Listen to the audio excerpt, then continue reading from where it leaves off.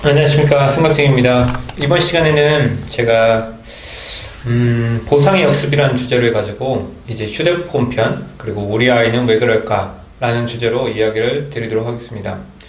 이번에 제가 이 주제를 설정한 이유는 요 근래 이제 교육이랑 관련돼서 초등학교 상담을 많이 하면서, 그리고 이제 중학교 이제 저학년들을 수업을 하면서 이제 많이 겪었던 것 중에 하나가, 요즘 아이들이 휴대폰을 너무 무분별하게 사용하고 있다라는 그런 부분을 많이 제 스스로가 느꼈기 때문에, 이거에 대해서 간단히 어렸을 때부터 과연 어떤 문제가 이렇게까지 큰 문제로 발달되었는지에 대해서 역순으로 한번 찾아가 보는 그런 시간을 갖도록 하겠습니다.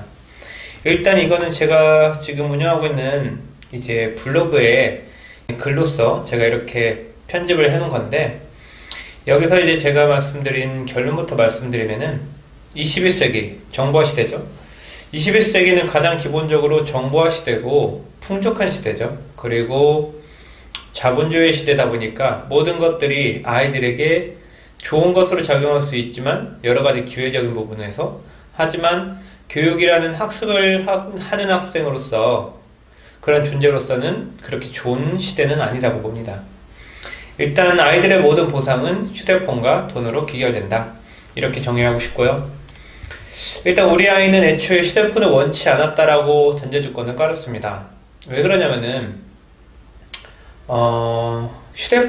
휴대폰이 사실 우리 어른들에게 뭐 전화의 목적 이외에 요즘은 정보를 탐색하고 이런 용도로서 사용되고 있지만, 그 전에는 우리의 휴대폰은 정말 말 그대로 그 순수하게 그 목적성으로 이제 전화통화, 의사소통을 위한 목적이었잖아요. 그런데 그것이 어느 순간부터 변질이 되고 변화함에 따라서 그것이 갖고 있는 장점과 단점을 서로 공유하는 게 아니라 한쪽으로 편중되어 있는 사고방식을 갖게 되었다는 거죠. 그런 문제점에 대해서 한번 우선 지적을 해보고요. 그리고 제가 여기서 또 하나의 키워드로 단 것 중에 하나가 뭐였냐면, 어떤 문제가 왜 발생했는지 궁금해 할 수도 있고 궁금해 하지도 않을 수 있겠지만, 어떤 문제가 발생되는 가장 근본적인 이유는 뭐다? 중간 단계를 빼먹어서이다 라고 정의를 내리고 싶어요. 일단 중간 단계를 빼먹는다라는 것은 무슨 말이냐면은, 우리가 뭐 가장 기본적으로 떠오르는 저의 예시가, 어렸을 때 이제 집에서 밥 먹는 걸 배우던 아이가 이제 바깥으로 나가서 밥을 먹을 때를 생각해보면 편할 것 같아요. 근데 중간 단계가 생략됐다는 건 무슨 말이냐면은, 가정에서 앉아서 밥을 제대로 먹는 학생이나 아이 같은 경우는 바깥에 나가서도 잘 먹을 수 있겠지만, 집에서는 이러한 방식을 사용하는 양육법을 선택하고, 그리고 바깥에서는 갑자기 특별한 환경 속에 처해 있다 보니까 아이에게 어떠한 이성적인 판단을, 아니면은 그런 딱 정자세로 앉아 있어서 아무 말 없이 떠들지 않는 환경에서 밥을 먹게 하는 방식이 너무나 말이 안 되잖아요. 그랬을 때 그런 문제들이 모든 총체적인 중간 단계로서 그런 원인이 되었다, 이렇게 정의하고 싶고요. 그래서 이제 휴대폰을 아이들이 처음에 태어나서 어떻게 만지는지에 대해서, 그리고 경험하는지에 대해서 한편으로는 좀 재밌게 엮어보려고 했고요. 한편으로는 좀 부모님들께서는 조금 씁쓸하실 내용일 수도 있겠는데, 어찌됐건 간에 지금 여러분의 자녀분이나 아니면 학생들이 지금 어디 위치에 있는지를 확인해 보시고, 그리고 내가 다시 원래 원점으로는 어떻게 돌아가야 되는지에 대해서 각자의 상황에 맞게 대처하시기 바랍니다. 그러기 전에 이제 제가 존경하는 철학가 데카르트가 한 말이 있습니다. 방법소설의 내용 중에서 한 부분인데요. 분석으로 밝혀진 단순한 진리에서 순서를 쫓아 복잡한 단계까지 이른다, 이런 말이 있습니다.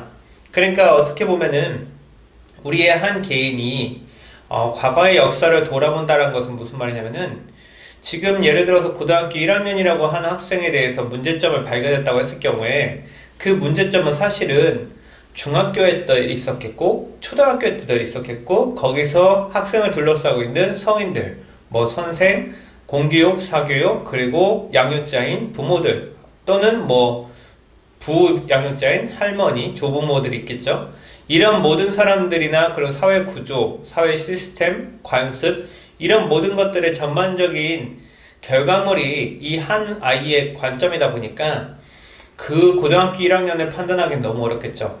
그러니까 사실 어떻게 보면은 나이가 어렸을 때부터 아이가 갖고 있는 문제점을 분석하는 것 자체가 어떻게 보면은 접촉할 수 있는 정보나 아니면 사람이 제한적일 때 그것이 수정 가능하기가 더 용이할 뿐더러 그리고 그렇게 아이들을 쉽게 수정할 수 있다는 거죠. 부모의 어떤 잘못된 양육 방식을요.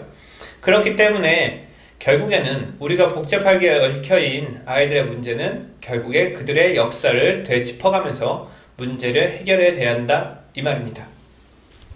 자, 일단 첫 번째로 이야기를 하면은 들려오는 노래나 아니면 이런 것들이 첫 번째일 것 같아요. 그래서 엄마가 집안 청소를 하거나 설거지를 하거나 아니면은 분유를 타거나 이랬을 때 아이들이 좀 아이들을 그냥 방치해두는 것에 대해서 좀 미안함 때문에 뭐 노래를 틀어주거나 이런 활동들을 하겠죠.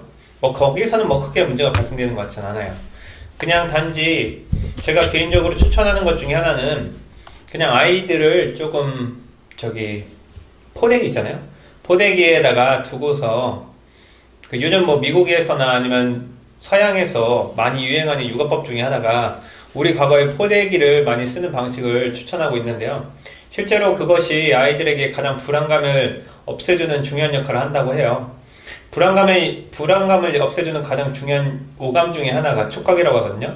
그러니까 아이들은 먹이를 먹여주는 그런 양육자의 역할보다도 사실은 촉감적인 부분, 그러니까 아이들이 아직 언어나 아니면 청각적인 발달이 안 됐기 때문에 그들에게 가장 필요한 것은 촉각적인 안정감이라고 이야기를 해요.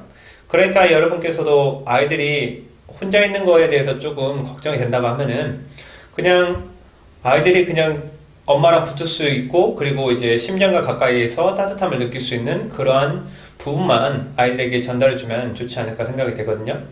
그 다음 두 번째는 평소에 어르고 달래면 울지 않던 아이가 너무 울어서 휴대폰을 줘서 영상을 틀었더니 울음을 뚝 그친다.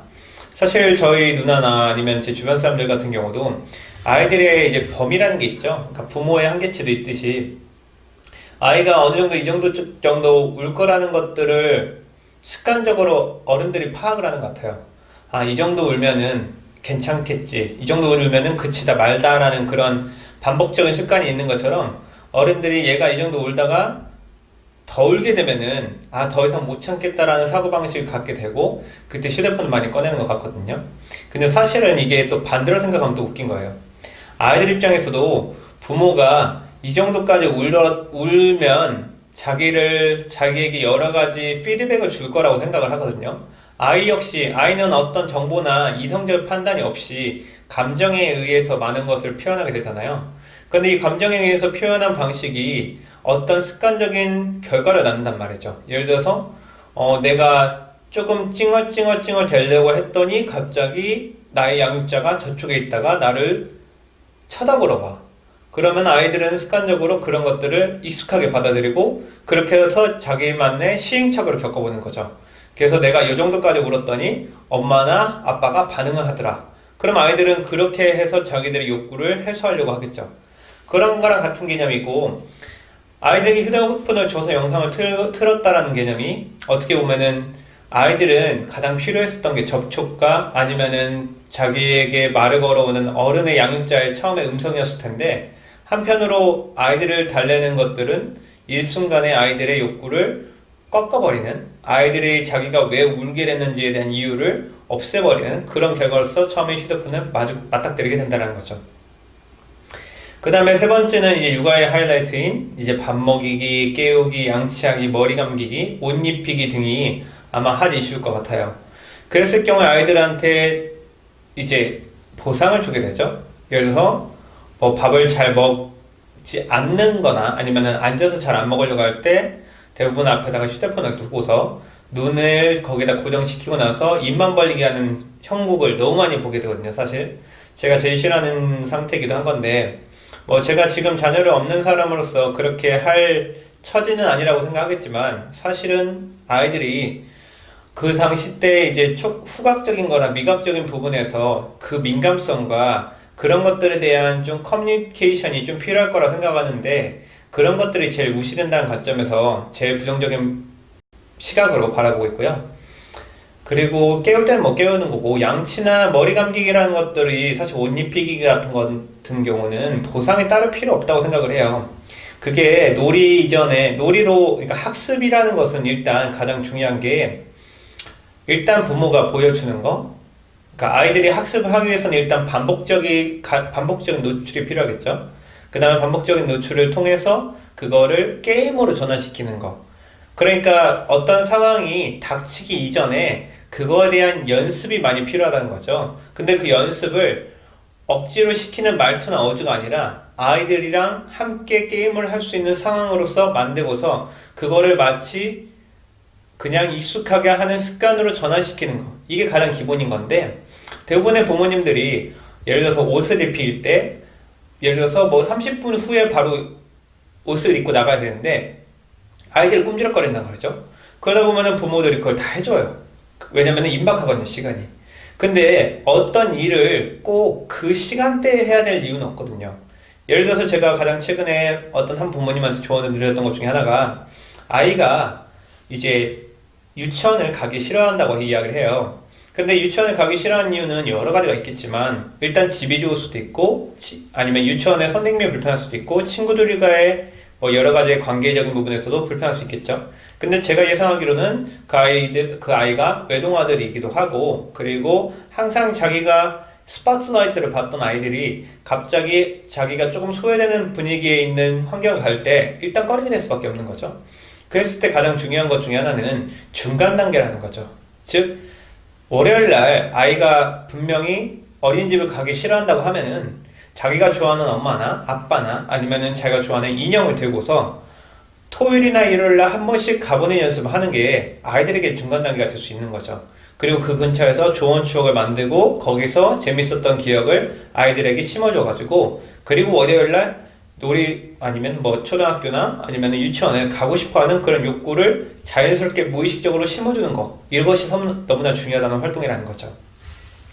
그리고 제가 항상 육아할 때 좀 부탁드린 것 중에 하나가 뭐냐면요, 육아를 절대로 아이들을 위해서 의무감으로 하면은 정말로 마이너스인 것 같아요. 예를 들어서 양치를 시켜야 된다라는 개념 있잖아요. 아이가 이가 썼기 때문에 양치를 시켜야 된다라는 관점이랑 그리고 양치로 치카치카 놀이로 해가지고 놀이로서 전하는 거랑 노래를 들려주거나 이런 학습이랑 재미로 이제 연결시켜주는 거 이것은 천지 차이라고 보거든요.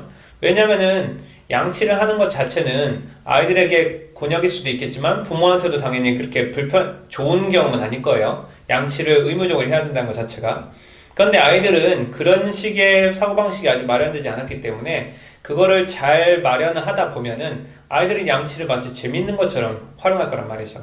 그리고 당연히 더불어 치약에 의해서 뭐 딸기 맛이 나거나 그런 다양한 후각적인 부분을 사용하면 훨씬 더 효과가 좋겠죠. 그리고 네 번째는 재밌는 건데요. 잠을 자지 않았을 때 뭐 SMR을 틀어주거나 아니면 휴대폰으로서 그렇게 사용하는 경우가 있을 텐데 잠을 자지 않을 때는 사실은 너무 쉽게 생각하시면 좋아요. 뭐냐? 아이가 잠을 자기 전에 어떤 활동을 해서 아이의 두뇌가 각성이 됐느냐 아니면 각성이 돼서 이제 아이가 너무 즐거운 나머지 수면 유도물질이 나왔을지언정 그것을 이겨낼 만한 그런 즐거움이 있었다 라고 하면 아이는 당연히 잘 잘 수가 없는 거죠. 대표적으로 새로운 사람이 왔거나 아니면 집에 어떤 뭐 집들이가 있거나 그랬을 경우에 아이들은 새로운 환경이나 새로운 사람 속에서 새로운 대화다 보니까 집에 똑같이 있었을 때랑 다르게 너무나 즐거울 거예요. 그냥 뭔가 자기가 관심을 줄 사람도 많고 자기한테 신경 써주는 눈들이 많기 때문에 아이들은 절대로 쉽게 잠을 잘 수가 없겠죠. 그러면서 아이들한테 자라고 하는 거는 말이 안 돼요. 그랬을 때 부모도 마찬가지고 같이 온 사람들도 마찬가지고 같이 동조해가지고 불을 끄고 진짜 자는 척을 해야 아이들도 어느 정도 시간은 걸리겠지만 그렇게 편히 잠을 잘 수가 있기 때문에 꼭 휴대폰을 너무나 말이 안 되는 거예요. 휴대폰을 틀어놓고 있다가 아이들이 잠이 잘게 되면은 당연히 좋겠지만 웬만해서는 그렇게 되지 않는다라는 거죠. 일단 여기까지만 이제 네 가지 정도만 이야기했고요. 그 다음에 다섯 번째 같은 경우는 부모에 관한 핵심인 것 같아요. 그러니까 부모도 사실은 그 이름 석자 가지고 있는 자기의 개성과 정체성을 갖고 있었던 사람으로서 그렇게 인생을 잘 살아왔었는데 이제 아이를 양육하다 보니까 자기라는 정체성이 떨어지게 되는 거죠. 그래서 뭐 산후 우울증도 그렇고 아이의 부모라는 이름으로 이제 붙여지게 되잖아요. 그러니까 누구누구 엄마, 누구누구 아빠라는 그런 식이다 보니까 본인들도 가끔은 자기라는 자존감 아니면 자기 존중감을 조금 생각할 수밖에 없고 그러다 보면은 아이의 단계와 상관없이 부모가 성큼 자기가 원하는 욕구를 뭔가 취하려고 하는 경향이 있죠. 예를 들어서 특히 뭐 레스토랑을 간다거나 이랬을 때 이제 아이들이 난리 나는 경우가 그런 거잖아요. 그러니까 부모가 간만에 분위기를 잡고서 이제 밥을 먹으려고 했는데 이제 아이는 중간 단계를 점프한 상태니까 그리고 엄마가 뭐 카페 가가지고 이제 아는 사람이랑 이제 이야기하려고 할 때도 처음엔 잘 참아주죠, 아이들이. 처음에는 앉아있다가 그리고 뭐 새로운 거, 뭐 앞에 뭐 아이스크림 혹은 뭐 케이크 이런 걸로 이제 만약에 돈욕이나 아니면 여러 가지 입을 달게 했었잖아요. 그런데 아이들의 집중력은 어른처럼 뭐 3, 40분이 되는 것도 아니고 길어야 5분에서 10분 아니겠어요? 그랬을 때도 똑같이 아이들에게 쭉 틀어지는 거. 그래서 그리고 뭐 마찬가지죠. 뭐 키즈 카페도 마찬가지고, 그리고 아이들이랑 딱히 못 노는 것도 부모의 능력인 것 같아요. 부모가 제대로 놀아보지 않거나 아니면은 부모가 과거에 그들의 부모로부터 그러한 양육을 받지 않았다고 하면은 부모도 그런 거를 할 수 없다라는 그런 연구조사 나오거든요. 그렇기 때문에 결국에는 같은 자리에 있지만 이제 부모와 자식이 따로 휴대폰을 한다거나 그런 문제들이 발생될 수 있겠죠. 그리고 이제 장난감 코너에 가서 아이들이 뭐 이성을 잃는 거, 그리고 점점점 아이들이 성장을 해서 6살, 7살 정도 될라 치면은 뭐 자기들이 이제 휴대폰이랑 이제 보상체계가 정말 매칭이 되는 것 중에 하나가 아이가 뭐 운동을 가기 싫어한다거나 그랬을 때 이제 명분으로 삼고 피아노, 태권도, 뭐 유치원 미술학원 이런 것들을 아이들이 의무감으로 이제 교육을 가다 보면은 아이들에 대한 명분이나 아니면 보상 조건이 항상 뒤따라야 되거든요. 그렇게 했을 경우에 이제 아이들을 이제 휴대폰의 노예로 만들기도 하고, 근데 문제는 뭐냐면은 이런 것들이 계속 점점점 심해진다는 게 문제인 거죠. 그래서 모든 게 다 휴대폰이라는 보상으로 가요. 뭐 집안일을 해주면 아니면은 이건 당연히 돈이랑 똑같이 적용이 되고요. 뭐 친구랑 사이좋게 지내면 아니면은 뭐 형제 자매들끼리 친하게 지내면 이런 모든 명분들이 휴대폰으로 연결되고요. 그래서 주말에 휴대폰을 시켜준다 아니면 게임을 시켜준다 이런 명분으로 다 전환이 되는 거죠. 그리고 나서 이제 초등학교 고학년, 5학년, 6학년 정도로 올라가려 치면 이제 거기서부터는 자기만의 휴대폰을 가지려고 많이 노력을 할 거예요. 4학년 때도 그렇겠고 이제 주변에 어떤 아이들이 얼마나 있냐에 따라서 당연히 그 속도가 빠르겠죠. 그래서 이제 소유욕이라는 것이 증폭이 되고 이제 친구들 사이에서 나만 휴대폰이 없다거나 한다거나 아니면은 소통상에서 문제가 있거나 아니면 아이들이 이제 바깥에 있었을 경우에 이제 부모랑의 연락에 되지 않는 것에 대해서 부모들의 그런 심리적인 부분을 아이들이 기가 막히게 파악하거든요. 그랬을 때 이제 부모들의 그런 약점을 아이들이 잘 후벼 파가지고 그런 문제로서 자기들이 휴대폰을 결국에는 얻는 현상이 발생이 되죠. 일단 여기까지 한번 끊고서요. 그 다음에 나머지 예는 다음에 이야기를 할게요.